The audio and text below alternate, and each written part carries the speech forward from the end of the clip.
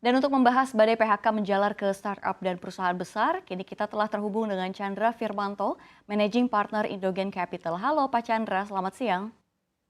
Siang Safira. Iya Pak Chandra, ini badai PHK kembali menghampiri tanah air, mulai dari perusahaan besar hingga startup. Ini seperti apa pandangan Anda terkait hal ini? Sebenarnya ya pastinya memprihatinkan ya, pastinya kan kalau bisa namanya PHK itu ya jangan sampai ada terjadi. Mhm. Cuman, memang saya yakin juga ya dengan teman-teman itu, dari, Indosat ataupun juga dari Shopee ya memang sudah langkah terakhir ya.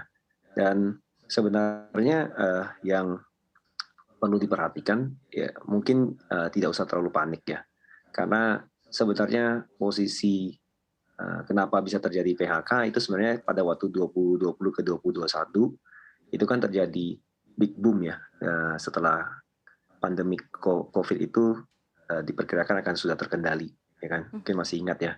Jadi pada waktu itu otomatis, semuanya booming, terutama di sektor, startup itu booming, sehingga banyak perusahaan itu membuat proyeksi di 2022 yang sangat agresif. Nah, proyeksi 22 yang agresif itulah yang ternyata tidak berjalan sesuai, karena market sebenarnya adjusting kembali ke posisi normal sebelum Covid terjadi, yaitu 2019. Jadi kalau misalnya kita bandingkan antara 2019 dengan 2022, sebenarnya 2022 itu malah lebih baik dibandingkan 2019 Mhm. sebelum Covid terjadi. Jadi sebenarnya posisinya itu hanya back to normal. Yang ternyata terjadinya adalah karena overconfident pada waktu itu hiring dan tidak terjadi pada semua perusahaan. Tapi hanya terjadi pada beberapa perusahaan yang mungkin pada waktu itu eh, menetapkan untuk pertumbuhan secara agresif di 2022. Dan pastinya untuk menjaga supaya cash flow perusahaan tetap sehat, kemudian juga arah direction dari perusahaan tetap sehat, itulah yang membuat terpaksa dilakukan pemutusan kerja dan itu juga hanya dilakukan di sektor-sektor tertentu yang memang berhubungan tadi dengan pendapatan omset yang pastinya tidak akan bisa terrealisasi di 2022 ini. Baik, ini selain overconfident begitu ya, yang tadi Anda lihat begitu ya, salah proyeksi. Ini apa sih sebenarnya yang mendasari perusahaan akhirnya memutuskan untuk melakukan PHK terhadap karyawannya Pak Chandra? Kita memperhatikan unit-unit economics ya Mhm. untuk perusahaan itu kan seperti pendapatan berbanding dengan profit margin, berbandingkan dengan pastinya profitability ya dan di sebenarnya yang terjadi antara 20 dan 2021 itu ada satu hal yang positif yaitu di mana teman-teman startup semuanya juga sekarang sangat memperhatikan unit economics. Nah, unit economics inilah yang akan menciptakan perusahaan yang sehat yang apabila nantinya listing ataupun kalaupun sudah listing ya, itu akan memberikan confidence lebih besar kepada investor. Sehingga ke depan kalau misalnya kekhawatiran terhadap stock bubble itu malahan nggak akan terjadi.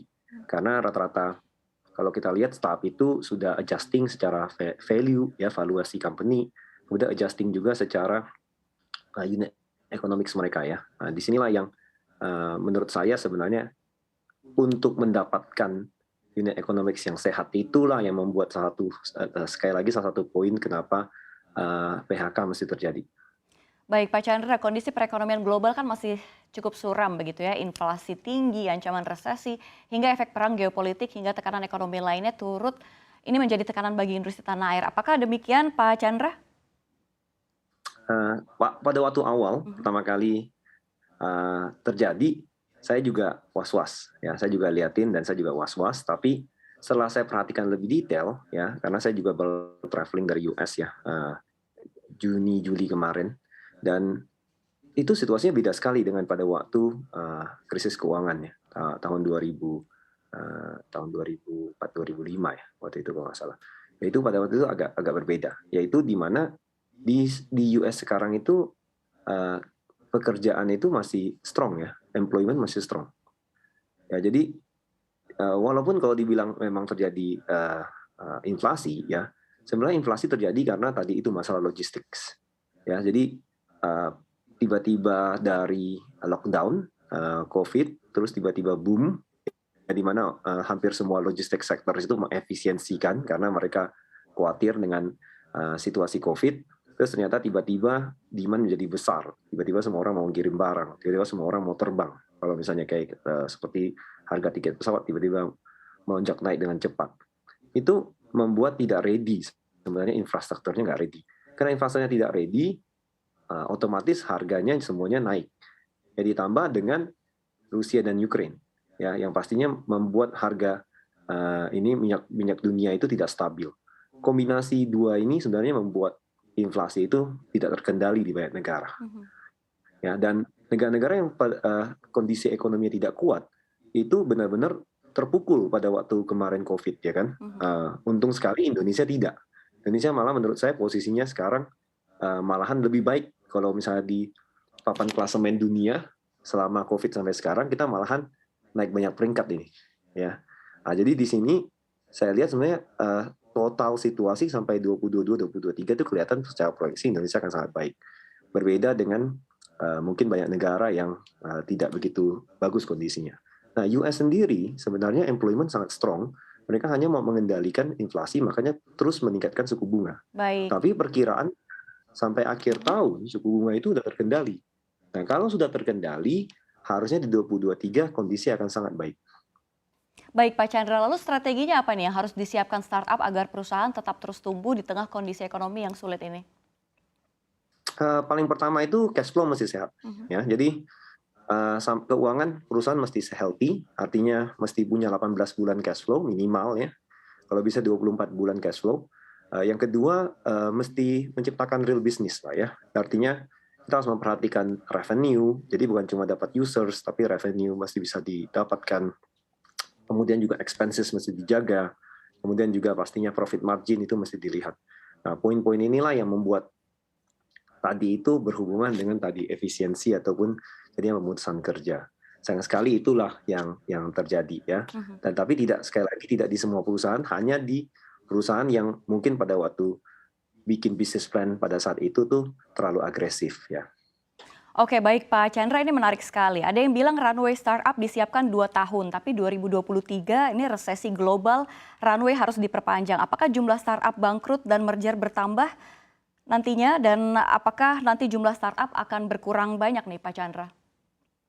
Nah ini sebenarnya fenomena yang menarik adalah sebenarnya banyak startup yang di 2020 itu sudah nggak survive, tapi survive-kan.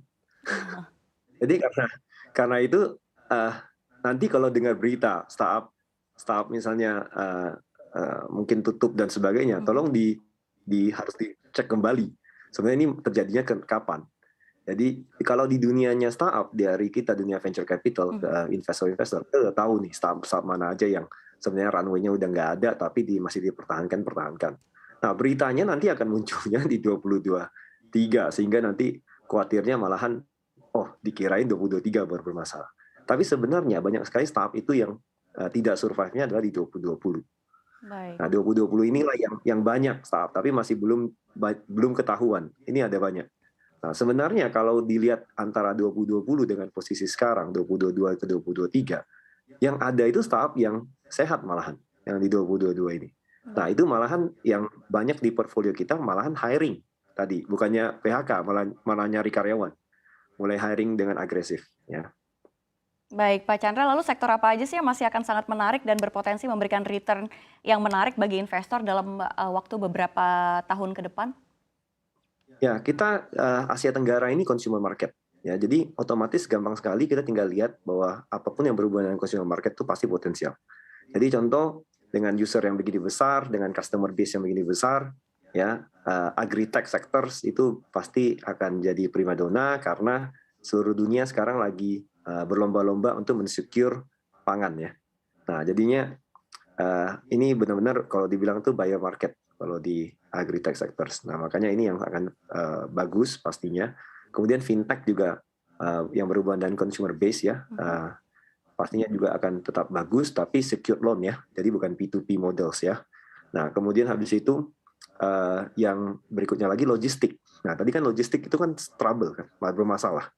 Ya, kita mesti pastikan logistik bisa jalan dengan baik, otomatis dengan sendirinya semua inflasi itu bisa tertekan.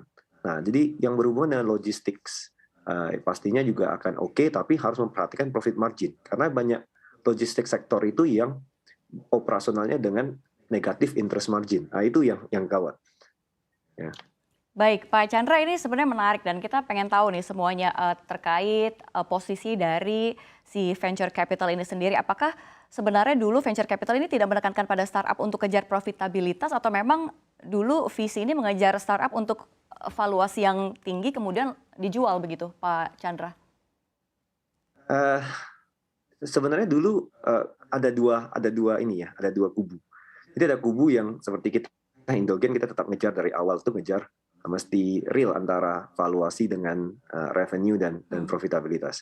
Tapi ada kubu yang pada waktu itu mungkin karena gampang sekali ya pendanaannya, sehingga waktu itu didorong untuk fokus di valuasi startup dan ngejar user. Jadi bukan ngejar valuasi sebenarnya, tapi ngejar users sebanyak-banyaknya. Karena dengan user base yang banyak itu baru akan diciptakan bisnis-bisnisnya, turunan-turunannya yang nanti akan jadi bisnis yang jauh lebih besar lagi. Ya, jadi pada posisi itulah terjadilah fenomena yang tadi mungkin didengar oleh masyarakat, bakar-bakar uang untuk acquire users dan sebagainya. Nah, pada posisi sekarang itu sudah tercipta kesepakatan bahwa pertumbuhan itu penting, users acquisition itu penting sekali, tapi kita tetap harus bisa memproyeksikan revenue dan profitabilitas yang baik. Nah, kapan itu akan tercapai itu ada dalam proyeksi. Nah, proyeksi itulah yang mesti diciptakan dengan tingkat konservatif yang lebih baik lah. Ya, nah ini yang sekarang terjadi dan menurut saya ini malah positif ya untuk startup ekosistem ke depannya. Baik. Baik, Pak Chandra, melihat kondisi saat ini dan fenomena yang terjadi begitu ya, banyak startup-startup yang PHK massal. Ini sebenarnya seperti apa sih posisi dari venture capital? Kan kalau misalkan kita lihat begitu ya, startup ini mereka dapat duit dengan mudah, kemudian venture capital ini kan mendapatkan dana dengan mudah, lalu disalurkan ke startup dan startup diminta membesarkan valuasi terus visi keluar dengan uang banyak dan untung besar. Ini seperti apa sih pandangan Anda? Sebenarnya mungkin saya perbaiki sedikit. Sebenarnya yang dikejar itu adalah menciptakan bisnis model yang sehat.